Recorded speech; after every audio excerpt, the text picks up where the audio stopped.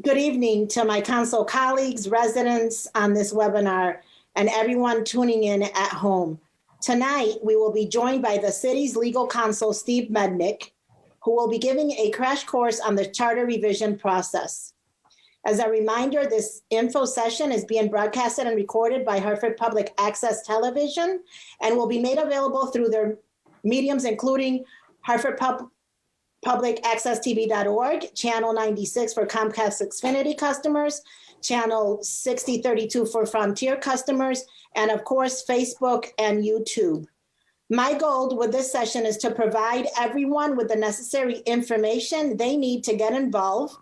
After tonight, I encourage our residents to send council an email with their questions, comments, and ideas. Hartford can be a shining star in Connecticut if we are willing to put in the work.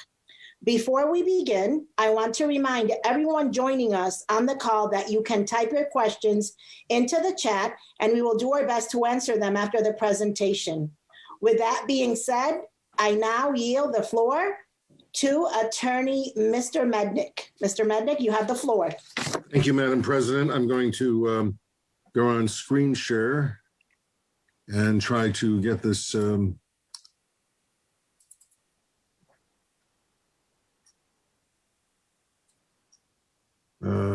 I think, is it up? I think it's up. It is. And while you do that, let me introduce the public and everyone who's viewing us. With me today is our David Grant, who assists City Council, Councilman LeBron, Councilman John Gale, Councilwoman Shirley Surgeon, and Councilman, which is also our Majority Leader, Mr. Thomas J. Clark II. Thank you. You have the floor. Thank you, Madam Chair. It's my pleasure to be here, Madam President, and members of the Council and members of the public.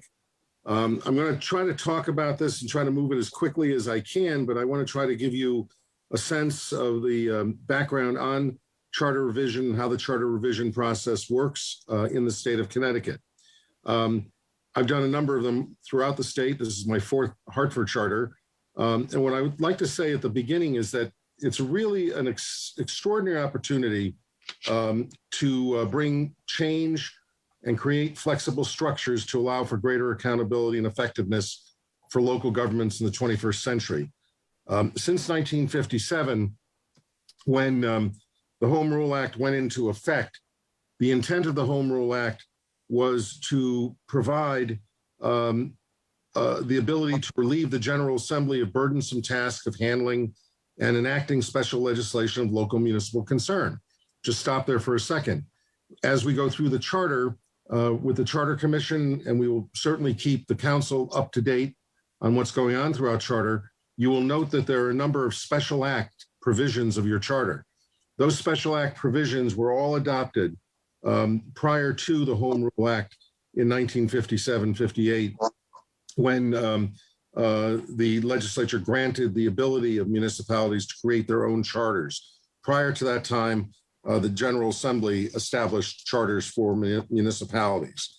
It was also to enable, as I just said, a town to adopt and create a home rule charter, which according to the Supreme Court is the organic law of the city, superseding its existing charter and any inconsistent special acts that were adopted prior to that time. So the idea is to commit to local government the tools needed to address issues of local concern, the organization of government, the powers, the functions, and the procedures of government. The goal of a charter revision is really to establish a blueprint or document for the governance of your city. Optimally, a community deserves a charter that allows a mayor as the executive to govern and allows and administer the laws of and manage the government, and allows the council as the legislative body to adopt ordinances, finance the government, oversee the executive, and set the policies within the context of accountability between the mayor and the city council. A good charter process should focus on clarity in the document, flexibility for the people who have to govern, accountability for the people who govern and the people who serve, the people of Hartford, and to ultimately allow you to avoid two different things that I like to talk about. If you have a charter that is burdensome, that is cumbersome, that is not clear, that is ambiguous, you run into two different cultures that you could deal with in local government. It's the culture of disregard, where arcane provisions are simply ignored. It's the worst thing you can do. Have a governing document, your local constitution, so unclear that you have almost no choice but to ignore the provisions of the document. The other side of the coin is you can have a document that is so complex and Byzantine that you establish a culture of paralysis. And something I will talk about in a few moments as we move forward in terms of what we try to accomplish in charter revision. So the first question that you have to deal with is what the scope of the enterprise is. How far do you want to go? And how far will the Charter Commission go in reforming the charter? And in your resolution that you adopted on March 8th, you had a fairly broad mandate. The reality is, even if you had a narrow mandate, ultimately charter commissions are allowed to look at almost anything they want to. They're kind of restricted by the fact that they have to bring the document back to the council. And if the council only wants to look at two or three things, it might be a problematic move for a commission to make. But the reality is they do have very broad scope. So unless there are specific instructions on the job to the commission, you want to just look at one issue, term limits, or you want to look at the budget process, whatever it may be, it's really up to the commission as it meets to begin to narrow the scope and focus the process and make certain that the document that they will present to the council will be a workable revision that can pass the council and ultimately be approved by the voters of the city of Hartford. So the objective is to come up with a document that is not only a good document, but a politically viable document. So how do we do this? And I want to kind of walk you through what I do with the commissioners at an early stage in the process. The first meeting they have is an organizational meeting. They elect their leadership. I will give them a version of this presentation to kind of walk through the rule of home rule, how home rule works, and what their job is. But the second meeting that they will hold is a statutorily mandated public hearing. So you start with a public hearing. The first step is to hear from the public what their gripes are, what their concerns are, what they think we can do to improve the government in the city of Hartford, or what we can do to modify the government of the city of Hartford. The very first charter I did for Hartford was pretty monumental. We moved from the city manager form of government to the mayoral form of government. The second meeting I usually recommend to the commission is a meeting with, it can include the mayor, leadership of the council, members of the council, past elected officials, current elected officials and government officials, to try to get a feel from the people who work with the charter day in and day out. What are your concerns? Do you as council members have any concerns about your budget process, or how an ordinance is adopted, or how you conduct your public hearings? Are you concerned about the way the personnel department works, or the fire department, or the police department? Those are the kind of things that you will let the commission know and give them a sense of your priorities so that they can begin to take those into account. The next step, usually at the third meeting that I've tried to do with members is, and I may ask the corporation counsel or somebody from his office to join me, is I walk through the charter chapter by chapter. I call it a red line process, but we're not doing a real red line because that would just take forever. We kind of run through the document to see what's in there so that everybody becomes familiar with the document.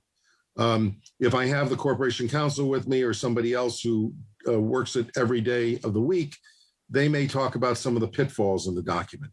I'll tell you one anecdote because I could put you to sleep with all of my anecdotes. But one time in a couple of my towns, we discovered in these red line processes a couple of interesting things.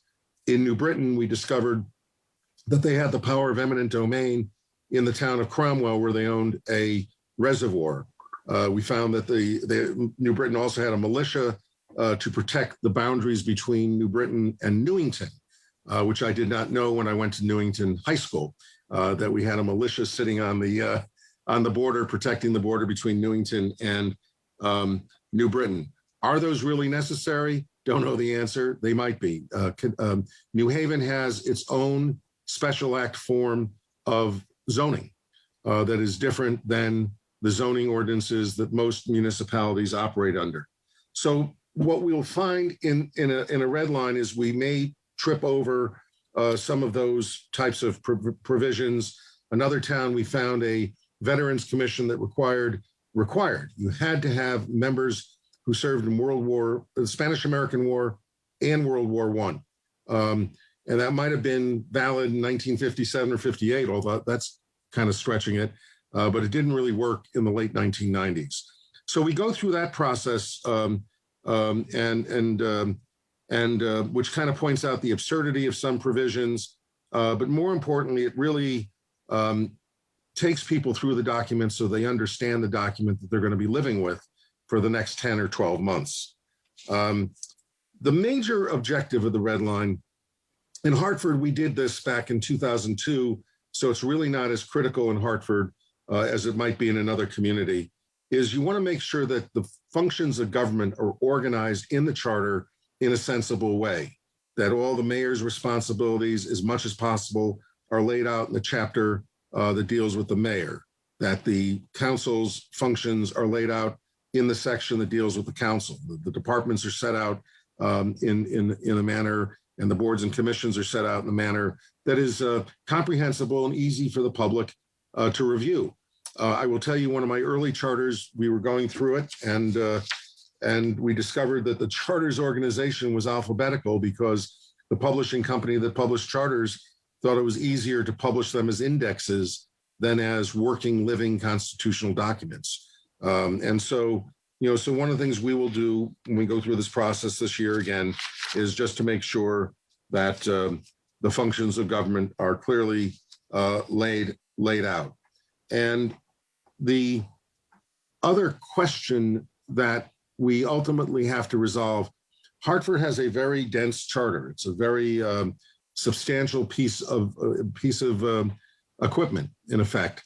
And one of the things that we will talk to you about as the council, because ultimately you're going to be approving whatever they do, and we're going to talk to the commission about, is what kind of charter do you want to have in the end? And the choice I kind of discuss with charter commissions and with councils is whether you want to have a micromanaging charter where everything is laid out. Your procurement provisions are in there, your civil service is in there, disciplinary processes are in there. Or do you want to have a constitutional document which lays out really lays out the broad parameters and standards that you want to follow, so that the procurement standards would be laid out in the charter, but the procurement code would be in the code of ordinances, so that you can adopt and upgrade those codes. In a number of communities, I have taken those heavy provisions out of charters and moved them to the code of ordinances, where it makes a great deal more sense. To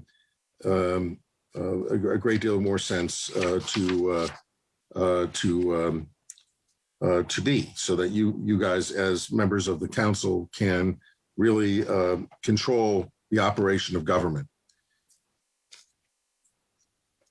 Again, I said that the document is a governing document. And what I also try to let members of commissions know, and I think as members of the council, you probably know this already, is that there are only two required provisions for any charter. You need to have an executive. In our case, you have a mayor. It could be a city manager.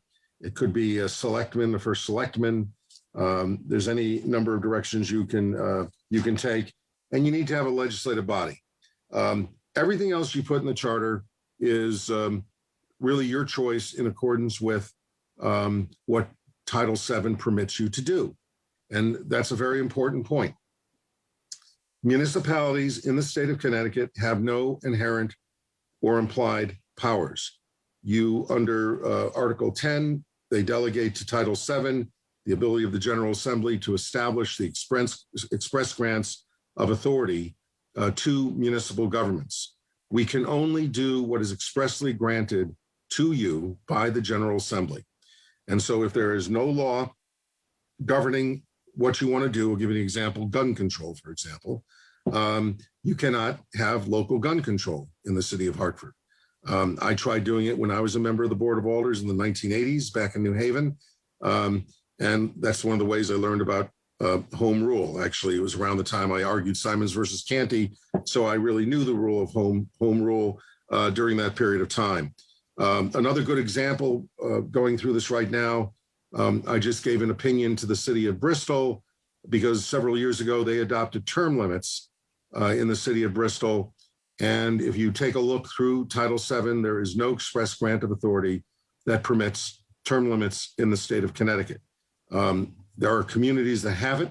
If they have a special act, they're entitled to have term limits, but otherwise they are not. And they have a small charter revision that's going on there where they're going to be going through they asked for an opinion, and I think they're going to be removing their term limit provisions based on the opinion, because it probably would not withstand constitutional challenge in court. So that's a very important principle. I just went through it in another one of my communities where they wanted to put term limits, and I said, well, you can't do it. And they tell me that Wilton has term limits. So I called the first selectman of Wilton. I represent the COG down there. And I said, what about your term limit provisions? Oh, we adopted it about 5 years ago. And I said, what was the basis for it? And she said, let me put you in touch with the chairman of the Charter Commission. And he said to me, oh, there was nothing prohibiting us from doing it. So we did it. That's not the way home rule works in Connecticut. If it's not expressly granted, you cannot do it. The other thing that we try to take into account is you want to basically look at your charter and pare it down to the essential powers. And you want to be able to maximize the ability of your body, the council, and the mayor to propose legislation, to enact legislation that allows you to establish, I mentioned this before, purchasing procedures, civil service, non-bargaining unit discipline, public finance and budget procedures, to be able to do those things so that you have the flexibility to respond to modern technologies. One of my towns had a requirement where on the day of the sale of a bond, you had to literally meet in the mayor's office at 12 o'clock noon, the entire city council and the mayor, to sign the bond document. In the modern world, that is not necessary, but it was a charter requirement that had to be adhered to. It's gone, but it had to be adhered to, and it was in place until about 15 years ago in that town. So you want to make sure that your document is as clear as it can be, and that the powers are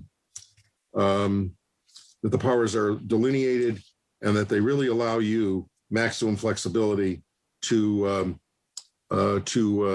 go forward. Actually, I jumped ahead a little bit. Let me just finish up this point, then we're going to get into the process that I think is really important for you right now, because we're still trying to finish that process. One of the things I want to emphasize with you, and I will emphasize with commission members, is they need to understand something. I've been with charter commissions where people say, well, we're independent. We're an independent body. We can do anything we want to do. And I've said, yes, you are, and yes, you can. Of course, you can do anything you want to do, but if you want a charter adopted by the city council, you need to be mindful of what the city council is looking for. And so what that means is that throughout the process, in my early days, I kept it very, very separate. But as I have done more and more of these charters over the last 20 or 25 years, I've worked very hard to make sure that the leadership of the commission is in touch with members of the council. It could be through the leadership of the council. You have a relatively small council. There might be members of the council who are interested in what's going on, to try to keep you up to date on where the commission is going, so that if the commission is moving in a direction that you are concerned about, then maybe there's a need to have a discussion about where to go. So maybe the commission could persuade you that this is the right place to go and spend resources and time, or it's not. But I think it's really important for commissions to look at the world as broadly as they can, but recognize that this is a legislative process and that they're really an adjunct to the legislative body. As independent as they are, they're an adjunct to the legislative body. There's no mayoral veto in charter revision. The statute requires, sets out the process for approval of the charter. It is really in your jurisdiction.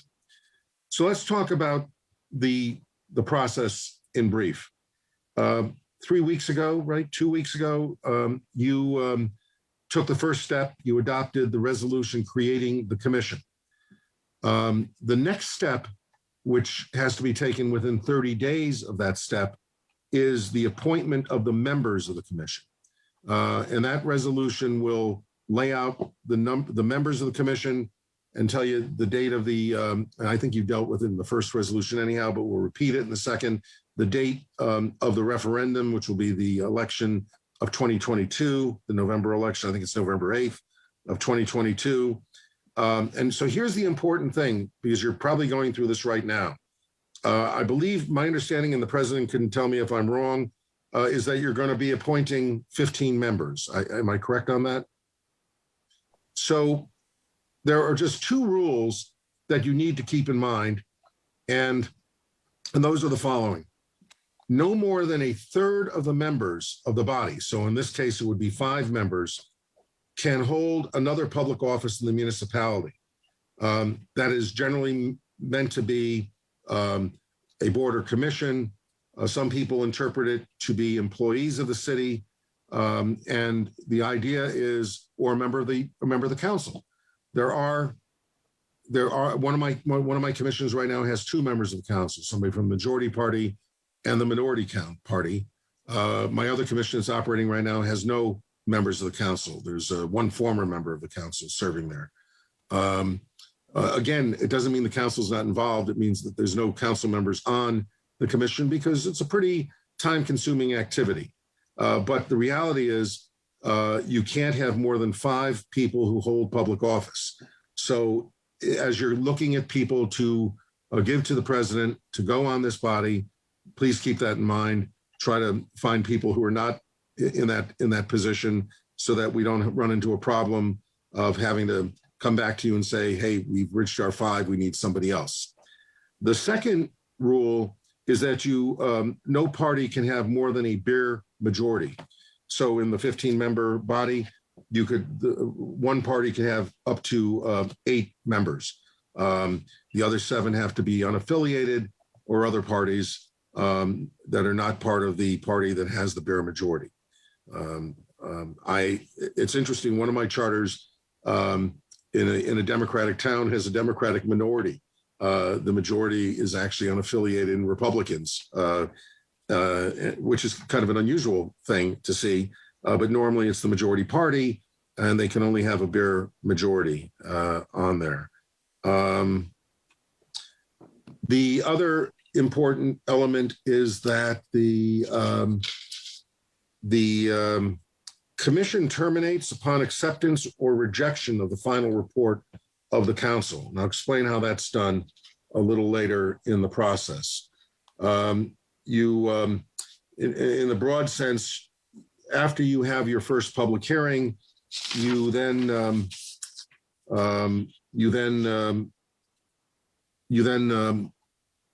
go into the process. I explained the first few meetings But the work plan will be developed after you go through the meeting with the council members, with the mayor, the red line session. Usually the session after that is, what do we have here? What do we have from the public hearing? What do we have from the members of the council? How are we going to break these 25 things up, these 50 things up, these 5 things up, whatever the number is. And then they begin to lay out their work plan for the year. At the end of that process, they have a second public hearing. And following the public hearing, they submit the document to the city council. Legislative council is another town, I apologize. So they give it to the city council, and the city council then has 45 days to review it, and then have a public hearing. And with 15 days after that, they have to act on it. If they accept the charter recommendations with no questions, it's over, and the commission is finished. And then the city council only has one function, and that is to decide what questions they want to put on the ballot. If you do have issues, if you do have questions, you then present those back to the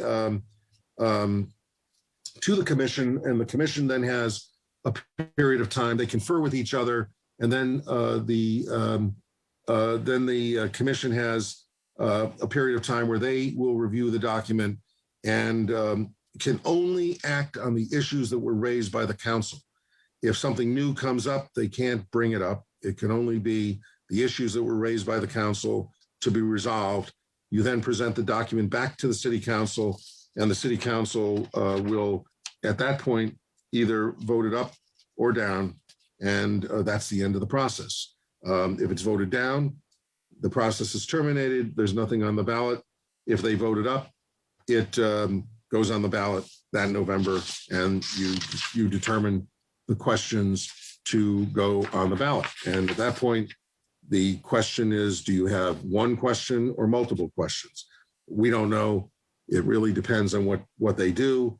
You then have to submit the questions to the Secretary of State 60 days prior to the election, and then you go to the election in November.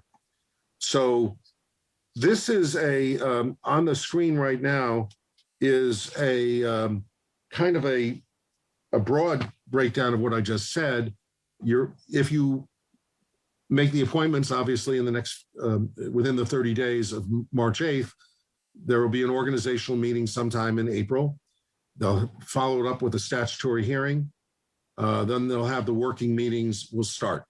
And from May of 2021 to May of 2022, they will be going through all the issues that we have been, that I have addressed with you. Let me give you an idea of what we do. In the 2 communities that I'm finishing up with right now, that'll be done in May, I've had workshops on budgets. I've had in a town recently a workshop on the proper workings of a city council, how the city council should operate in the modern world. And what I do is I bring in people from throughout the state that I've known over the years through CCM and COST, and just the COGS I represent, and just people I know in general, to talk about the different forms of government. So for example, if you wanted to look at the composition of the council, and I have no opinion on the composition of your council, which is an at-large council, what I would do during the process of the charter revision is we bring in representatives of governments that have different forms of council structures, hybrid councils like in Danbury and Hamden, ward or district-based councils with single-person districts, such as New Haven or there's others. I think that New Britain as well. You have multi-person districts, Stamford, Danbury. So there's a lot of different forms, Bridgeport as well, a lot of different forms of government that are out there. And I try to give members of the commission a real broad brush feel for the various issues. We did some major workshops in the town of Hamden, which has had some enormous financial difficulties. we had some pretty substantial processes going through the budget, how the budget process can be enhanced, what kind of structures we can put in there to provide for greater accountability going forward. And so after the process, we talked about this a little bit a moment ago. You have the second public hearing. The commission recommendations are submitted to the city clerk. They appear on the council agenda, presumably sometime the end of about a year from now, the end of May of 2022. Council review from May to August, council hearing in June, and then you basically go through the end of the process, as I explained it a moment ago, and this finishes up the process where I kind of threw dates in. I know a couple of you, I know that a couple of members who've called me Councilwoman Surgeon was interested in the dates, so the dates are really laid out in this document. I'll explain I'll just take a couple of minutes on my role, as I've done it in Hartford before, in other places. My job is to provide legal advice. I do consult with the Corporation Council. One of the things that I pride myself on is not thinking I know everything about a community that I don't live in and that I haven't governed in or I haven't really operated in. And while I've done 4 charters in Hartford, I think I have a pretty good feel for your charter, and I've done some other structural work in Hartford and legal work in Hartford. I don't do things without at least consulting with people in the Corporation Counsel's office to make sure that we're not going to do any damage in the surgery. At the same time, I recognize that on political judgments and political decisions, those will be made by the commission and ultimately by the city council. I work on researching issues for the body, providing them with opinions from time to time. And as I indicated before, preparing them for workshops. I really try to lay things out so they really understand what the process is, how the process works. And then I did explain this before, and I feel this is one of the most important functions, working with whoever the leadership of your commission is going to be to facilitate an interface between the commission and the council so that we don't end up with an unproductive process and a wasteful process, that we end up with a meaningful process that really comes up with structural reform for your charter. These are some of the towns I've done charters in over the years. My biggest failure, Bridgeport, which was the best charter I've ever revised, but there was a political issue, which we can talk about sometime, that really kept it from going through. It was a really terrific charter. But most of the other charters, the exception of Portland and Darien, all passed. And Bristol, I provided some opinions for Bristol, not a real charter revision process. And I've done structural work in these other cities, personnel systems in Stamford and civil service procurement, both in Waterbury and Hartford. Worked on the bankruptcy team when the city was looking at bankruptcy issues as kind of a structural expert. And when I was Corporation Counsel in New Haven, worked on the CBA collective bargaining agreement restoration negotiations.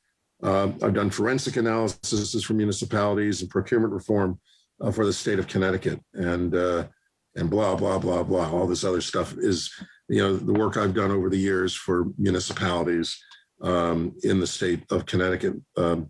My favorite project of all time is my forensic analysis of the fence between New Haven and Hamden, which people tried to say was the Connecticut version of the Berlin Wall.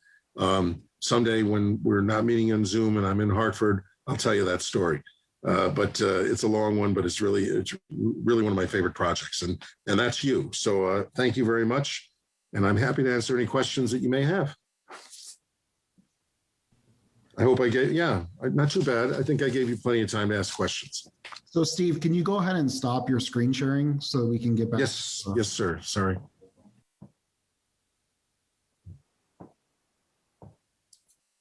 Done. Thank you.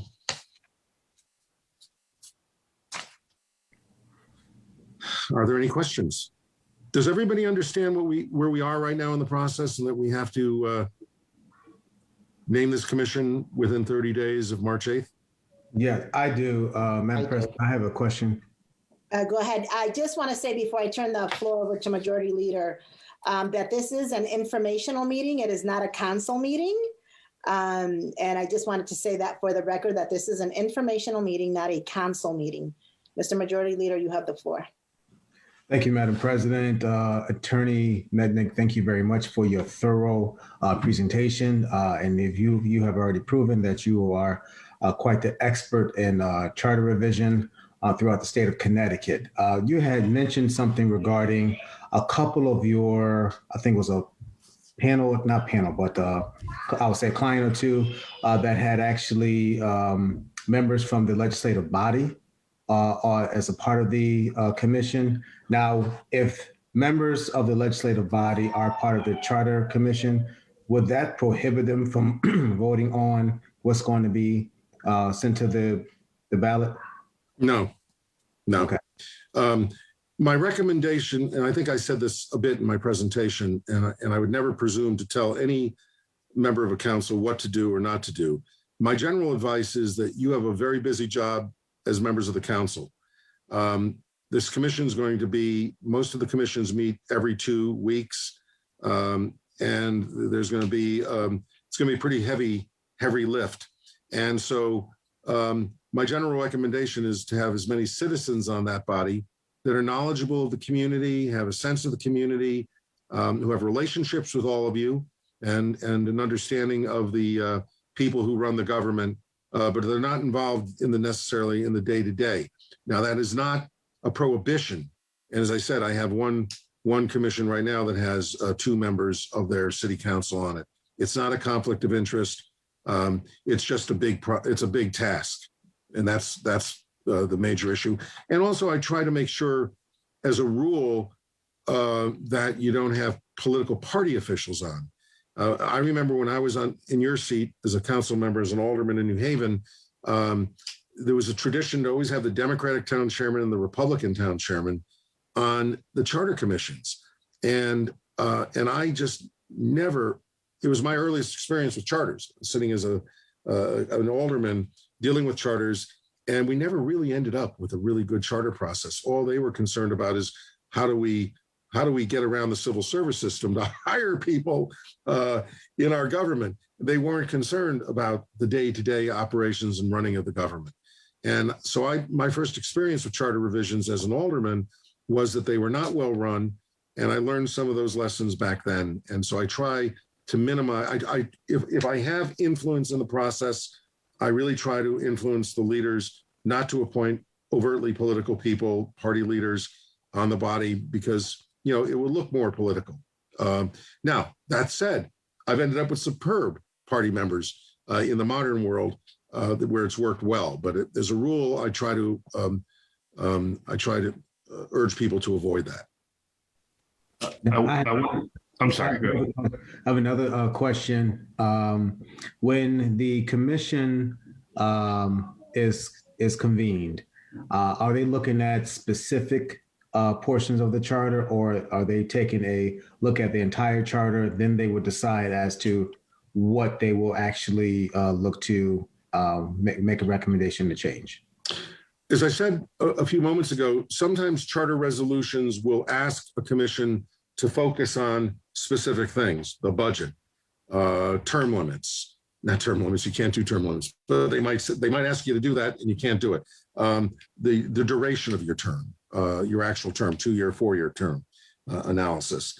And if that's the case, then that commission probably would be focused on those 3 or 4 areas. And if they wanted to go beyond those 3 or 4 areas, my recommendation to them would be to talk to the president and the leadership and determine whether or not they would have a problem if they started looking at everything in the document. My understanding is that this is the 10-year review and there's no restriction. So my assumption is that the commission would be looking at a variety of issues. But again, that's going to be tempered by what we hear from the public and what we hear from you and the mayor and other officials who want to testify at that second meeting where people talk about the real problems. and then again, the red line session, then they'll start looking at the priorities and say, yes, we got 11 months, but can we look, how much can we look at in 11 months? So there will be a natural winnowing process in this case.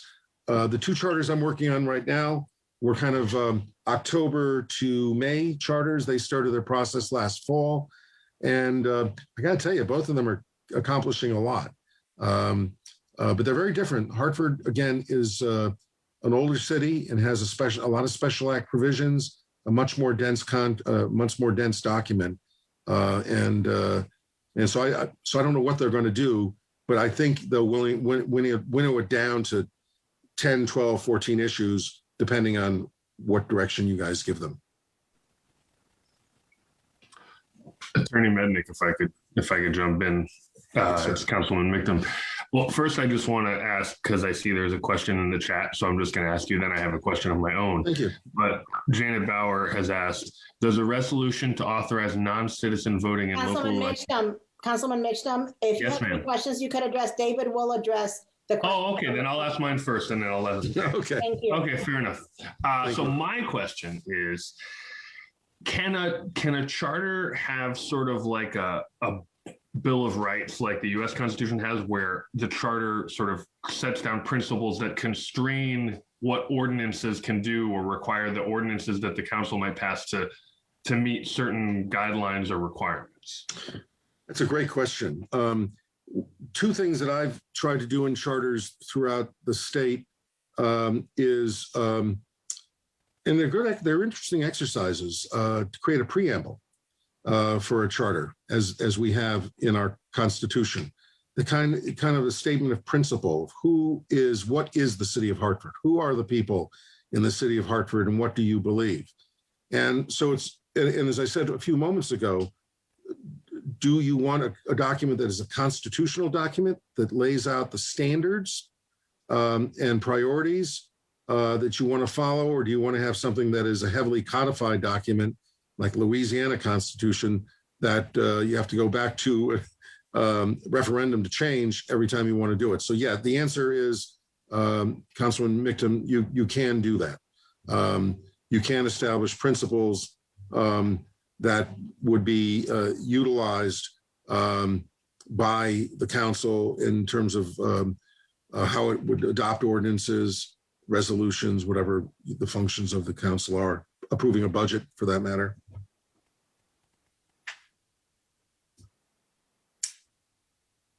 Anyone else? Thank you, Councilman Mictum. Do any other council members have any questions before I pass it to David so we can address the council questions from the public? Councilman Gale? Yeah, thank you, Madam Chair, and thank you, Attorney Mednick, for that presentation. I believe I know the answer to this, but I think it's probably worth making it clear. Our charter of the city of Hartford requires that we look at our charter every 10 years, but the requirement that we look at it does not necessarily mean that we must change it. We could very well go through this entire process and discuss multiple parts of the charter and say, you know what, everything's working just fine, and come back with a report that says, no, there don't seem to be any changes that are necessary at this time. Now, who knows what the end result's going to be here, but I just think it might be important for everyone to know that just because we are going through this process does not mean that anything has to change. It's going to be whether there's change that folks feel is necessary to create a better governing instrument for the city. Am I correct about that?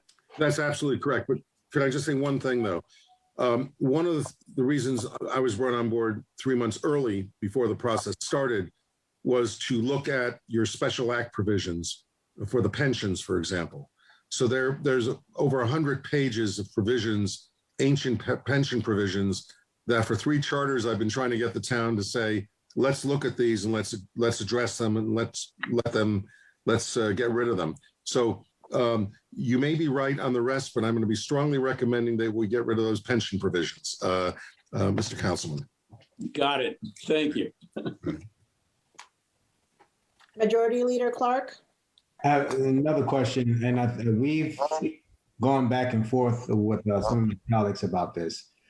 Even though it states that every 10 years you'll look at the charter, does it mean, is there a provision that will prohibit the city from looking at it, let's say on an annual basis, or it has to be every 10 years? No, you can look at it whenever you like to look at it. Bristol has gone through a process where they, I don't think they always have a charter commission going, but they have a number of charter commissions that operate there, doing surgery from time to time. Bridgeport in the 90s did a annualized charter revision process where they picked different issues, civil service one year, ethics another year. So it's governed entirely by state law.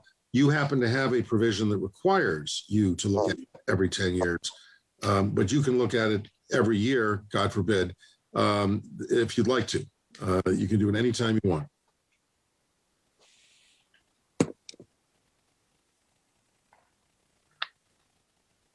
Are there any other questions? Councilman Sanchez. I have my little hand up there in the right corner, but I don't think. Oh, we can't see it. Sorry. So just a few minutes ago, you mentioned standard. So a couple of years ago, I put in to amend an ordinance to include green technology and infrastructure, which is when I discovered that council has no authority over land use when it comes to planning and zoning. And then I found out that planning and zoning are the only commission that can dictate or amend the ordinance for land use. So what would be the circumstances for council to have some type of authority or oversight? Or can we, because it's a state charter? Well, I have to look at the way your land use functions are placed in the charter to see whether, because I've never done that, frankly, whether there's a special act that somehow gives them exclusive responsibility over those matters. In a lot of communities, the land use ordinance have to be adopted by the legislative body.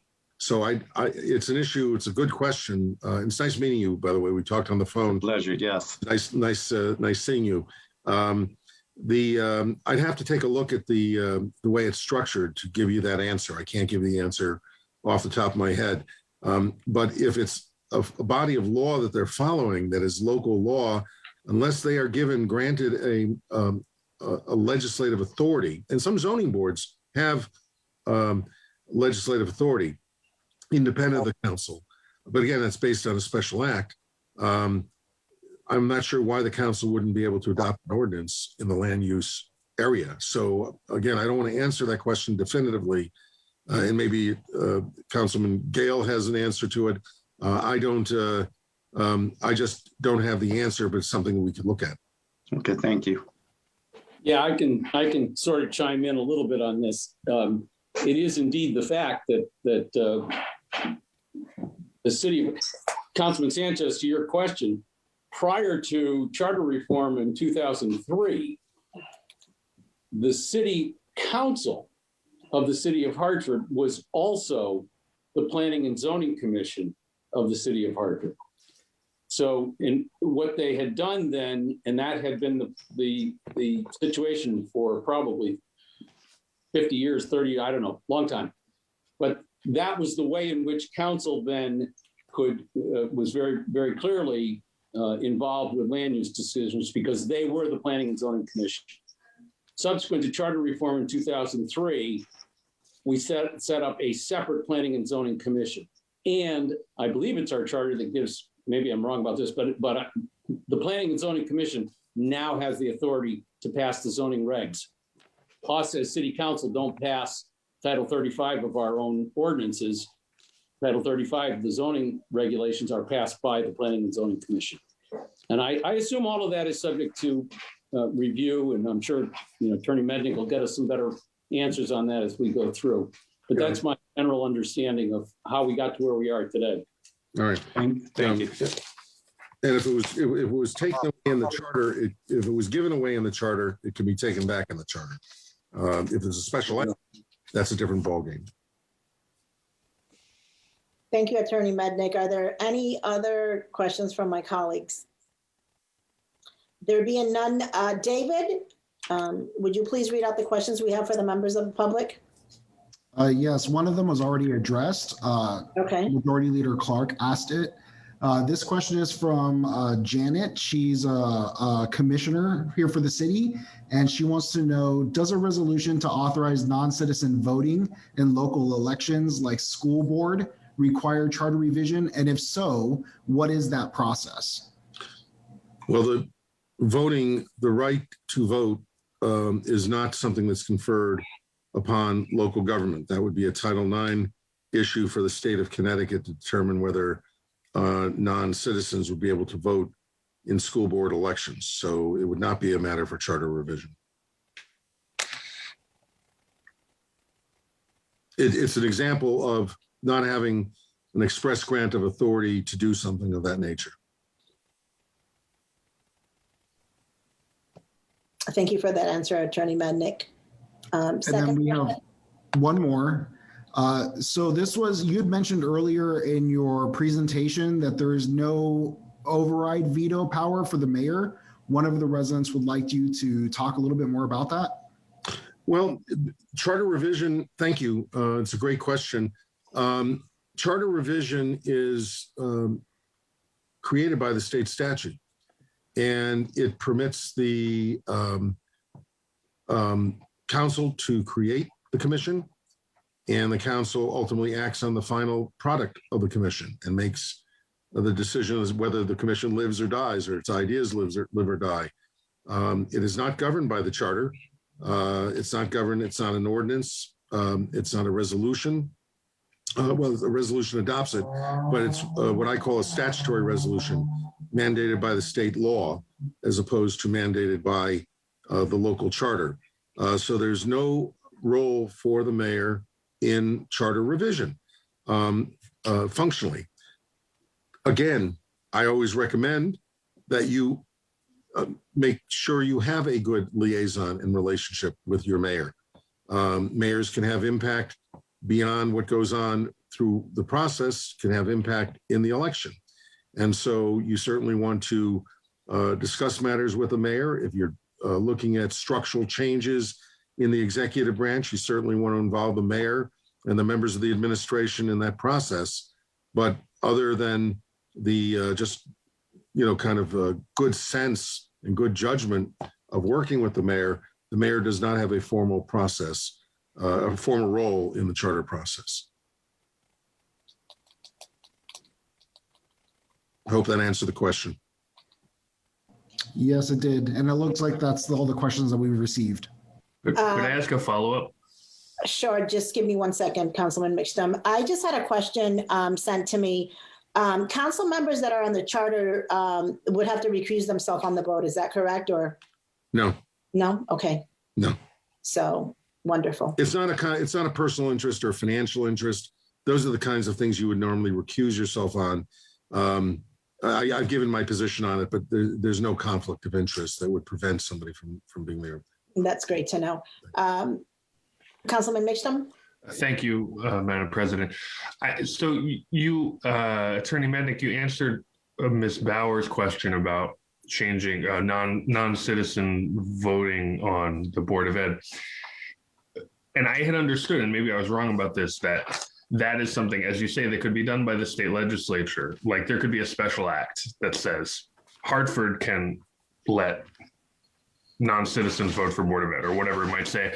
But wouldn't that also have to be in the charter? I mean, if the charter generally says who can vote, wouldn't the charter have to do it and the state legislature do it? Or well, the charter position, the charter provisions on voters are consistent with Connecticut standards on voters. Electors can vote. So if you're an elector, you can vote in the city of Hartford. Now, there's some communities where property owners can vote. I don't believe Hartford has a property owner voting requirement. But a lot of the smaller towns, meeting towns, very often allow property owners who are not residents and non-electors to vote. But that's all governed by Title IX.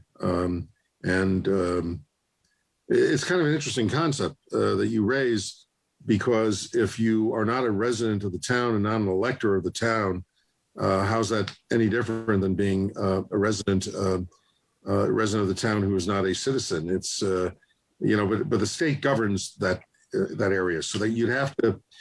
Let me ask a follow-up. Whether the state would approve a special act for the city, you'd have to talk to your legislative delegation. They're loath to do those things in general. They might be willing to take a look at it statewide, but it would, but you could talk to your legislators about a special act. So just to clarify, my question, I think Janet's question was not the idea of giving people the power to vote who don't reside, but rather who reside but aren't citizens. No, I got that. Okay, but they're not electors, and therefore they cannot do it. And so that could only happen. The charter could change nothing, but if the state acted, that would do the thing without action by the Charter Commission. It would be up to the state, and we might have to adopt a different term than elector. We might have to say electors and those permitted to vote by the act of the legislature, something like that. Thank you. Councilman Sanchez? You're on mute. Yes, I just want to piggyback on that. Does this include mobile voting if we were to try and incorporate that, or does the state dictate that? Title IX is controlled by the state. They occupy the field on voting. So about the only thing we can do, well, if you had districts, the only thing you can do relating to voting is creating reapportioned districts in accordance with one person, one vote. But the state occupies the field on voting. Okay. Are there any more questions from my council colleagues? Any more questions? Mr. Mednick, Attorney Mednick, I'd like to thank you for giving us your time to address the council through this informational session and the members of the public. To the members of the public, if you have any questions, please feel free to call any council member, my office, with your questions, concerns. And I'm looking forward to this charter revision and have the entire city of Hartford participate in it. With that said, good night and stay safe. Thank you, everyone. It's been an honor. Thank you. Bye-bye. Bye-bye.